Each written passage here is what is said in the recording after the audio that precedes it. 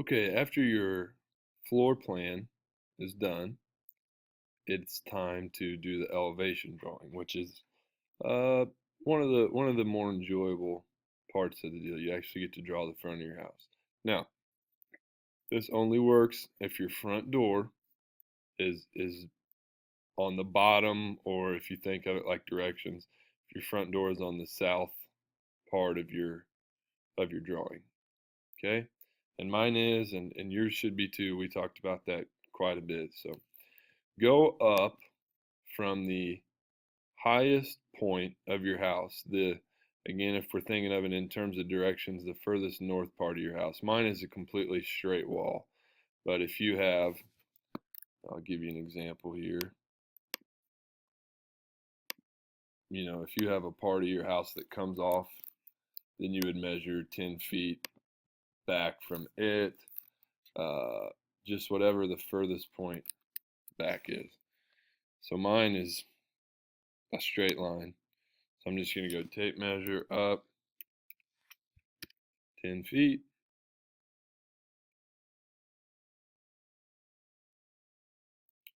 And then I'm going to draw the overall width of my house. And I thought it would snap to that measurement, but it's not. So I'm going to go 10 feet back here also.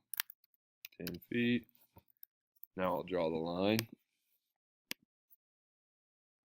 Okay. And then I'm going to delete those just because tape measure lines bug me. Now this is the bottom of my house, like if I'm looking at it at front view. So I need to decide on the height of my walls. Okay. You can go 8 foot, 9 foot, or 10-foot walls. 8 feet is fairly standard. 9 feet, it's mostly cosmetic. You can try a few different walls. You can try 8, 9, and 10, and just see which looks the best with your layout. I'm gonna go 9 foot. Okay, so there's a 9-foot wall, a 9-foot wall, and a 9-foot wall. The other place I need a line, this area is my front porch, and where it jets out right here, and I would see this wall. I need to transfer that up to my front view and then delete it. You can do it how I just did it, where I drew a line all the way up, or you could tape measure over, and from the end to there, it's 28 feet, so I could just do it there again. That is how I'm going to do my front door. From the far edge over, my door is 16 feet. So I'm going to use the pencil just because it doesn't give me those dashed lines. 16 feet. Find the green point. Doors are 6 feet 8 inches tall. And I believe that I did a 3-foot wide door down here. Yeah, I did. 3 feet.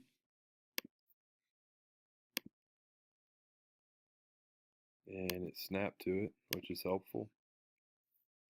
Okay, now I need to transfer my windows up. Your windows, the top of your windows will be where the top of your doors are. And then you'll just measure over to see where exactly they actually are on your house. So from the edge, that window is 1'6" over, which is 18 inches. So I'll go over 18 inches. Now window heights, you can go 3, 4, you could go 5. If you did go 5, you'd only have 18 inches of house below your window.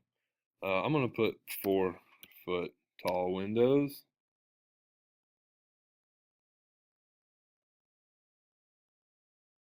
And then, I don't remember what I did here for width. 5 foot. So 5, and it snapped. That's always helpful.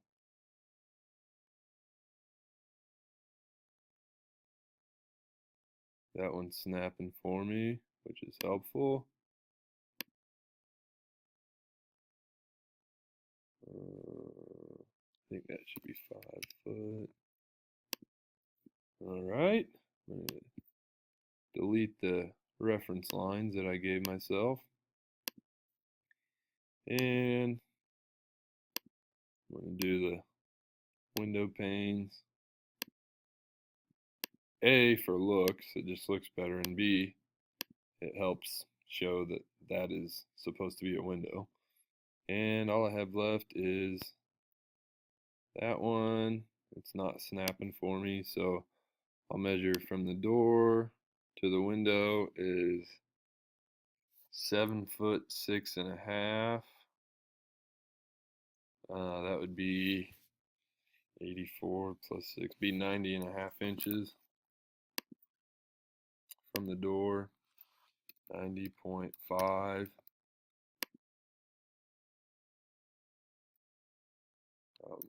Doing 4 foot windows by 5. Delete my reference lines. Show the window panes to help show that they are windows. And I need to do my garage doors from the edge over 2 foot 6, so 24 plus 6, 30 inches. Ooh, it snapped for me. Garage doors will go 8 foot tall.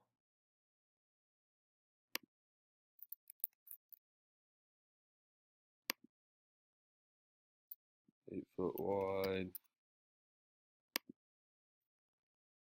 From garage door to garage door, it's 3 foot.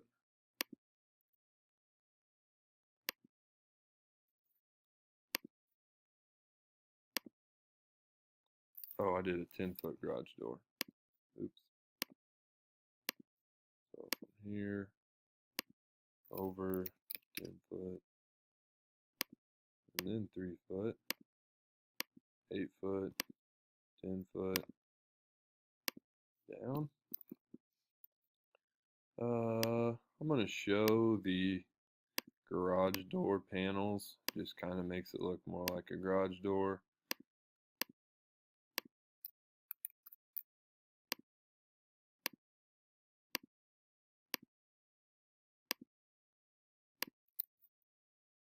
Okay, I'll go back and color all those things to kind of match. Now, roof pitch. Roof pitch is kind of tricky. First of all, you have to decide which way your roof is going to run. Okay, so your ridge board, where your roof comes to a peak, is going to run the long way of your house. Okay, so, and you don't need to draw this, I'm just doing it to show something. My garage here is longer north-south. It would look weird if my ridge board went that way. However, on this part of my house, the ridge board would run that way. And it would stop when it met that peak. Okay, so I'm going to try to show that on this house. So there is the ridge of the garage. So I'm going to transfer it up. And my house is pretty easy because I don't have a lot of ins and outs and things like that. I told you when our rule was only one spot per wall where it goes out or comes in, that you would thank me later. Well, this is what I was talking about. So there's the ridge line of that. I don't need to show this one yet. You need to decide on your overhangs. Your house should have an overhang of 1 foot, 2 foot, or 4 foot. I'm going to go 2 foot. 2 foot, and then we're going to do a 4-12 pitch. So zoom in on your overhang there. Come in 12 inches. Find the end. Up 4 inches. Connect that out there. Okay. Now you need to kind of zoom in to where you can work here. Click on the end of that, and that line will turn purple when it's parallel. Take that purple line all the way up to its ridge. Do the same overhang on this side, so 2 foot, and then it's a 4/12 pitch. So I'm going to go in 12, find the end of it,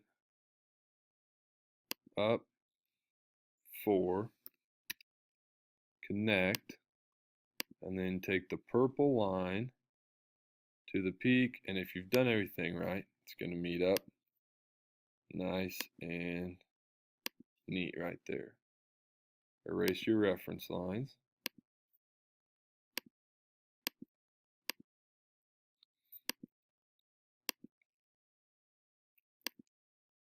Okay, now I have this ridge running that way.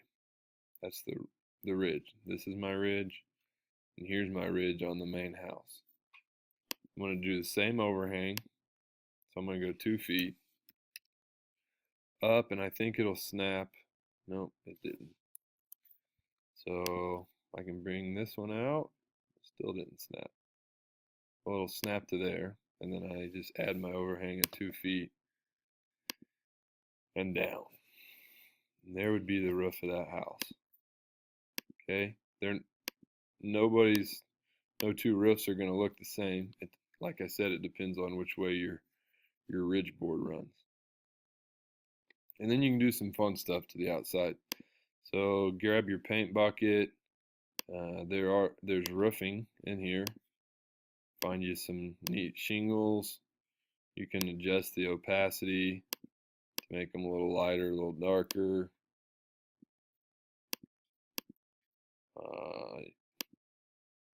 There is siding in here. Gotta think of where it's at. Brick and cladding. That bottom one is siding. You don't have a ton of colors to choose from, but brick might look decent. For your windows, one of these translucents makes a pretty good window.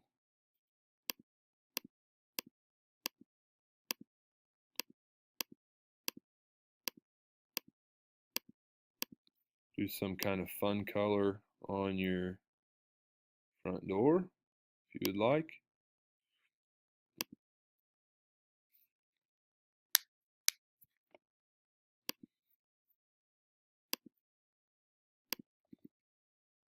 Your garage doors.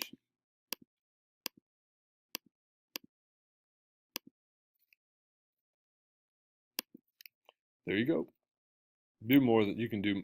I would encourage you to do more than I have done, but that's just a demonstration. You can add landscaping, flowers, porch stuff, a swing, but kind of what we have here would be the bare minimum. If you put a fireplace inside, you should have a chimney, things like that.